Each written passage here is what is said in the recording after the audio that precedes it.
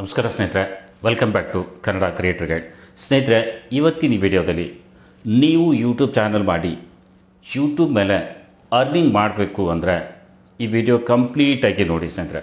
ತುಂಬ important video ಇದು ಇದೆ. ಸೊ ನೀವು ನೆಕ್ಸ್ಟ್ ಏನಾದರೂ ನಿಮ್ಮ ಚಾನಲ್ ಮೇಲೆ ಅರ್ನಿಂಗ್ ಮಾಡಬೇಕು ಅಂದರೆ ಇದನ್ನು ನೀವು ಸ್ಕಿಪ್ ಮಾಡದೆ ಕಂಪ್ಲೀಟ್ ನೋಡಿ.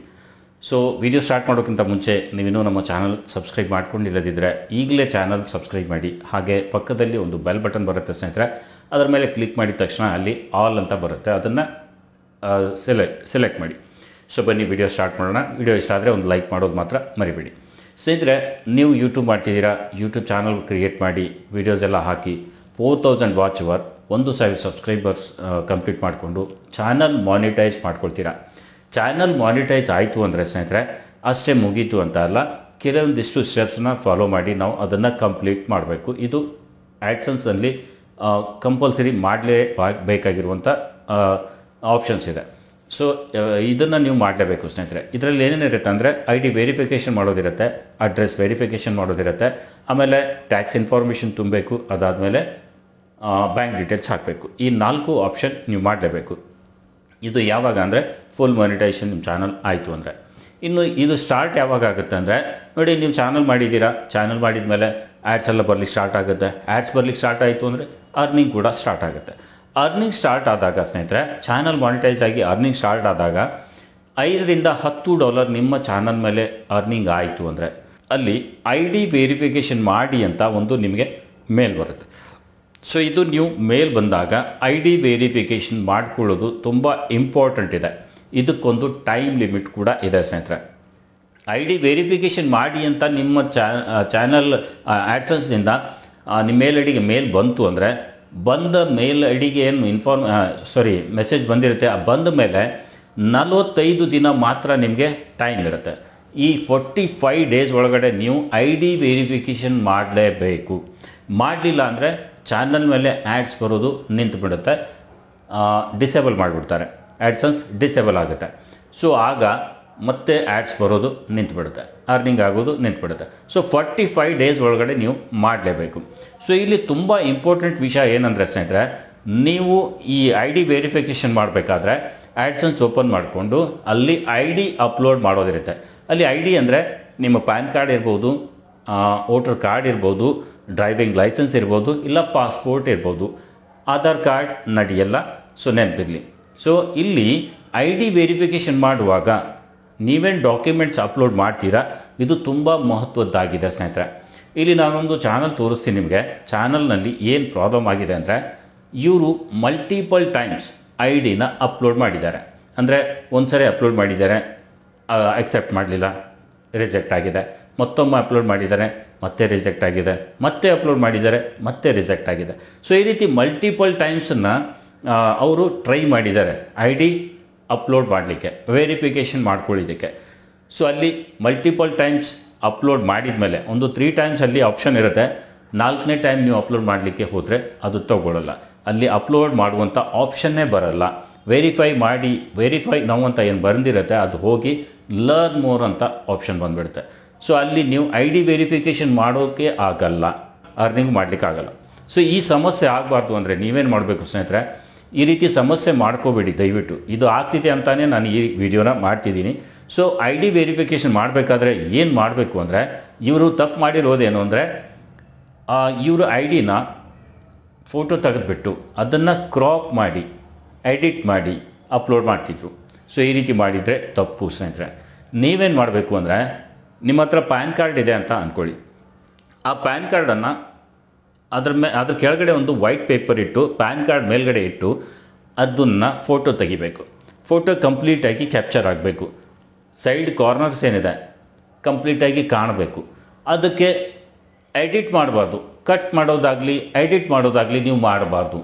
ಹೇಗೆ ಫೋಟೋ ತೆಗಿತೀರಾ, ಫ್ರಂಟ್ ತೆಗಿಬೇಕು, ಆಮೇಲೆ ಬ್ಯಾಕ್ ಸೈಡು ತೆಗಿಬೇಕು. ನೀವು ಯಾವ ಜಾಗದಲ್ಲಿ ಯಾವ ರೀತಿ ತೆಗಿತಿದ್ದೀರಾ ಅದೇ ಫ್ರಂಟ್ ಆ್ಯಂಡ್ ಬ್ಯಾಕ್ ತೆಗೆದುಬಿಡಿ. ಸೊ 2 ಕಾಪಿ ಬೇಕು, ಬೇರೆ ಬೇರೆ ಇರಬೇಕು, 2 ಫೋಟೋ ತೆಗಿಬೇಕು. ಸೊ ಅದನ್ನು ಸೇವ್ ಮಾಡಿ. ನೀವು ಎಡಿಟ್ ಮಾಡಿಬಿಡಿ, ಇದು ನೆನಪಿರಲಿ. ತುಂಬ ಜನ ಇದೇ ರೀತಿ ತಪ್ಪು ಮಾಡ್ತಿದ್ದಾರೆ. ನನ್ನ ಹತ್ರ ಸುಮಾರು ಇದೇ ರೀತಿ ID ವೆರಿಫಿಕೇಷನ್ ಬಗ್ಗೆನೇ ಚಾನಲ್ಸ್ ಎಲ್ಲ ಬರ್ತಾ ಇದೆ. ಸೊ ID ವೆರಿಫಿಕೇಷನ್ ಆಗ್ತಾ ಇಲ್ಲ ಸರ್, ಈಗ ಅದು ಡಿಸೇಬಲ್ ಆಗಿದೆ ಅಂತಲೇ ಬರ್ತಾ ಇದೆ. ಸೊ ಅದಕ್ಕಾಗಿ ಈ ವಿಡಿಯೋ ಮಾಡಿ ನಿಮಗೂ ಇನ್ಫಾರ್ಮೇಷನ್ ಕೊಡಬೇಕು, ನೀವು ಈ ತಪ್ಪು ಮಾಡಬಾರ್ದು ಅಂತ ಈ ವಿಡಿಯೋನ ಮಾಡ್ತಾ ಇದ್ದೀನಿ. ಸೊ ಕಾರ್ನರ್ಸ್ ಕಾಣಬೇಕು. ಫೋಟೋ ತೆಗಿಬೇಕಾದ್ರೆ ವೈಟ್ ಪೇಪರ್ ಕೆಳಗಡೆ ಇಟ್ಟು ಮೇಲ್ಗಡೆ ಐ ಡಿ ಬಿಟ್ಟು ನೀವು ಯಾವುದೇ ಐ ಡಿ ಯೂಸ್ ಮಾಡಿ, ಪಾಸ್ಪೋರ್ಟ್ ಯೂಸ್ ಮಾಡಿ, ಡ್ರೈವಿಂಗ್ ಲೈಸೆನ್ಸ್ ಯೂಸ್ ಮಾಡಿ, ವೋಟರ್ ಕಾರ್ಡ್ ಯೂಸ್ ಮಾಡಿ, ಇಲ್ಲ ಪ್ಯಾನ್ ಕಾರ್ಡ್ ಯೂಸ್ ಮಾಡಿ. ಸೊ ಈ 4 ಡಾಕ್ಯುಮೆಂಟ್ಸಲ್ಲಿ ಯಾವುದಾದ್ರೂ ಒಂದು ಪೇಪರ್ ಮೇಲೆ ಇಡಿ, ವೈಟ್ ಪೇಪರ್ ಮೇಲೆ ಇಟ್ಟು ಫೋಟೋ ತೆಗೆದು, ಕ್ಯಾಮ್ರಾದಿಂದ ಫೋಟೋ ತೆಗೆದು ಕ್ಲಿಯರ್ ಇರಬೇಕು, ಅದ್ರ ಮೇಲೆ ಫ್ಲ್ಯಾಶ್ ಬೀಳಬಾರ್ದು. ನೋಡಿ, ನಾವು ಡಾಕ್ಯುಮೆಂಟ್ಸ್ ಅಪ್ಲೋಡ್ ಮಾಡ್ತಿದ್ದೀವಿ ಅಂದರೆ ಅವರು ಕೇಳ್ತಿದ್ದಾರೆ ಅಂದರೆ ಕರೆಕ್ಟಾಗಿ ಡಾಕ್ಯುಮೆಂಟ್ ನಿಮ್ಮ ಹೆಸರು ಡೀಟೇಲಾಗಿ ಎಲ್ಲ ಕಾಣ್ತಾ ಇರಬೇಕು. ಅದ್ರ ಮೇಲೆ ಫೋಟೋ ತೆಗಿಬೇಕಾಗಿದೆ, ಅಪ್ಲೋಡ್ ಮಾಡಬೇಕಾಗಿದೆ ಅಂತ ಅಪ್ಲೋಡ್ ಮಾಡಿದರೆ ರಿಜೆಕ್ಟ್ ಆಗುತ್ತೆ, ನಡೆಯಲ್ಲ. ಫೋಟೋ ಕಾಪಿ ಕೊಡ್ತಿದ್ದೀರಾ, ಡಾಕ್ಯುಮೆಂಟ್ಸ್ ಕೊಡ್ತಿದ್ದೀರಾ ಅಂದರೆ ಕ್ಲಿಯರ್ ಇರಬೇಕು ಸ್ನೇಹಿತರೆ. ಇದು ನೆನಪಿಡಿ, ಇದು ಮೇನ್ ಪಾಯಿಂಟ್ ಇರೋದು. ಏನೋ ಒಂದು ಫೋಟೋ ತೆಗಿಯೋದಿದೆ, ಡಾಕ್ಯುಮೆಂಟ್ಸ್ ಹಾಕೋದಿದೆ ಅಂತ ಸಿಕ್ಕಂಗೆ ಡಾಕ್ಯುಮೆಂಟ್ಸನ್ನು ಫೋಟೋ ತೆಗೆದು ಅಪ್ಲೋಡ್ ಮಾಡಿದರೆ ಅದು ತಗೊಳ್ಳಲ್ಲ, ರಿಜೆಕ್ಟ್ ಮಾಡುತ್ತೆ. ಕರೆಕ್ಟಾಗಿ ನೀಟಾಗಿ ಒಂದು ವೈಟ್ ಪೇಪರ್ ಮೇಲೆ ಇಟ್ಟು ಕ್ಲಿಯರ್ ಬರೋ ರೀತಿ ಅದರ ಮೇಲೆ ಫ್ಲ್ಯಾಶ್ ಬೀಳಬಾರ್ದು, ಬೆಳಕು ಇದ್ದಲ್ಲಿ ಅದನ್ನು ಇಟ್ಬಿಟ್ಟು ನೀವು ಕರೆಕ್ಟಾಗಿ ಫೋಟೋ ತೆಗೆದು ಅದನ್ನು ನೀವು ಅಪ್ಲೋಡ್ ಮಾಡಿ, ಅದು ಅಕ್ಸೆಪ್ಟ್ ಆಗುತ್ತೆ, ವೆರಿಫೈ ಆಗುತ್ತೆ. ಸೊ ಇದು ನೀವು ಮಾಡಬೇಕಾಗಿರೋದು ಸ್ನೇಹಿತರೆ. ಸೊ ಕರೆಕ್ಟಾಗಿ ನೀವು ಡಾಕ್ಯುಮೆಂಟ್ಸನ್ನು ಫೋಟೋ ತೆಗೆದುಬಿಟ್ಟು ಅಪ್ಲೋಡ್ ಮಾಡಿದರೆ ಖಂಡಿತ ವೆರಿಫೈ ಆಗುತ್ತೆ, ಒಂದೇ ಅಟೆಂಪ್ಟಿಗೆ ವೆರಿಫೈ ಆಗುತ್ತೆ. ಇನ್ನು ಮಲ್ಟಿಪಲ್ ಟೈಮ್ಸ್ ಅಟೆಂಪ್ಟ್ ನೀವು ಮಾಡಿದ್ದೀರಾ ಅಂದರೆ ಡಿಸೇಬಲ್ ಆಗುತ್ತೆ. ಅದಕ್ಕೆ ಒಂದು ಸಾರಿ ರಿಜೆಕ್ಟ್ ಆಗಿದೆ ಅಂದರೆ ಫೋಟೋ ಚೇಂಜ್ ಮಾಡಿ, ತೊಗೊಳ್ತಾ ಇಲ್ಲ ಅಂದರೆ ಚೇಂಜ್ ಆಗಲಿ, ಡಾಕ್ಯುಮೆಂಟ್ಸ್ ಚೇಂಜ್ ಮಾಡಿ, ಇಲ್ಲ ಫೋಟೋ ಚೇಂಜ್ ಮಾಡಿ, ಒಮ್ಮೆ ಚೇಂಜ್ ಮಾಡಿ ಟ್ರೈ ಮಾಡಿ. ಅದೇ ಡಾಕ್ಯುಮೆಂಟ್ಸನ್ನು ಮತ್ತೆ ಅಪ್ಲೋಡ್ ಮಾಡಿದರೆ ಡಿಸೇಬಲ್ ಆಗುತ್ತೆ. ಇನ್ನು ಡಿಸೇಬಲ್ ಆದರೂ ನಾವು ಯೂಟ್ಯೂಬ್ ಟೀಮ್ ಜೊತೆ ಮಾತಾಡಿಕೊಂಡು ಅದನ್ನು ಎನೇಬಲ್ ಮಾಡ್ಕೋಬೋದು. ಬಟ್ ಕೆಲವೊಮ್ಮೆ ಸ್ನೇಹಿತರೆ ಆಗಲ್ಲ. ಈ ಪ್ರಾಬ್ಲಮ್ ಬಂದಾಗ ಅವರು ರಿಜೆಕ್ಟ್ ಮಾಡಿದರು ಅಂದರೆ ನೀವೇನು ಮಾಡಬೇಕಾಗತ್ತೆ ಅಂದರೆ ಆ ಆ್ಯಡ್ಸನ್ಸನ್ನು ಕ್ಲೋಸ್ ಮಾಡಿಬಿಟ್ಟು ಮತ್ತೊಂದು ಹೊಸ ಆ್ಯಡ್ಸನ್ಸ್ಗೆ ಅಪ್ಲೈ ಮಾಡಬೇಕಾಗತ್ತೆ. ಇದು ನೆನಪಿರಲಿ. ಸೊ ಇದಕ್ಕೆ ಈ ತೊಂದರೆಗೆ ಪರಿಹಾರ ಇರೋದು ಇದು ಒಂದೇ. ಸೊ ಆ್ಯಡ್ಸನ್ಸನ್ನು ಕ್ಲೋಸ್ ಮಾಡಬೇಕು, ಅದ್ರ ಮೇಲೆ ಎಷ್ಟೇ ಅರ್ನಿಂಗ್ ಆದರೂ ನೀವು ಅದನ್ನು ಮರ್ತು ಬಿಡಬೇಕಾಗತ್ತೆ, ಮತ್ತೆ ಹೊಸ ಆ್ಯಡ್ಸನ್ಸ್ಗೆ ಅಪ್ಲೈ ಮಾಡಬೇಕಾಗುತ್ತೆ. ಮತ್ತೆ ಆ್ಯಡ್ಸನ್ಸ್ ಹೊಸದನ್ನ ಮಾಡಿಕೊಂಡು ಅದೇ ರೀತಿ ಪ್ರಾಬ್ಲಮ್ ತಂದುಕೊಂಡ್ರೆ ಸೊ ನೆಕ್ಸ್ಟ್ ಏನೂ ಮಾಡಲಿಕ್ಕಾಗಲ್ಲ. ಸೊ ಈ ರೀತಿ ಸಮಸ್ಯೆ ಆಗಬಾರ್ದು ಅಂದರೆ ಕರೆಕ್ಟಾಗಿ ಡಾಕ್ಯುಮೆಂಟ್ಸ್ ಅಪ್ಲೋಡ್ ಮಾಡಿ. ಕರೆಕ್ಟ್ ಡಾಕ್ಯುಮೆಂಟ್ಸ್ ಅಪ್ಲೋಡ್ ಮಾಡೋದು ಹೇಗೆ ಅಂತ ಹೇಳಿದ್ದೀನಿ, ಅದನ್ನು ಅರ್ಥ ಮಾಡ್ಕೊಳ್ಳಿ, ಅದೇ ರೀತಿ ಡಾಕ್ಯುಮೆಂಟ್ಸ್ ಅಪ್ಲೋಡ್ ಮಾಡಲಿಕ್ಕೆ ಟ್ರೈ ಮಾಡಿ ಸ್ನೇಹಿತರೆ. ಸೊ ಈ ರೀತಿ ಸಮಸ್ಯೆ ತುಂಬ ಜನರಿಗೆ ಆಗ್ತಿದೆ. ನನ್ನ ಹತ್ರ ತುಂಬ ಚಾನಲ್ಸ್ ಎಲ್ಲ ಬರ್ತಾ ಇದೆ. ಇದೇ ರೀತಿ ಐ ಡಿ ವೆರಿಫಿಕೇಷನ್ ಫೇಲ್ಡ್ ಆಗಿರೋದೇ ತುಂಬ ಚಾನಲ್ಸ್ ನನ್ನ ಹತ್ರ ಬಂದಿದೆ, ಅದಕ್ಕಾಗಿ ಈ ವಿಡಿಯೋ ಮಾಡ್ತಿದ್ದೀನಿ.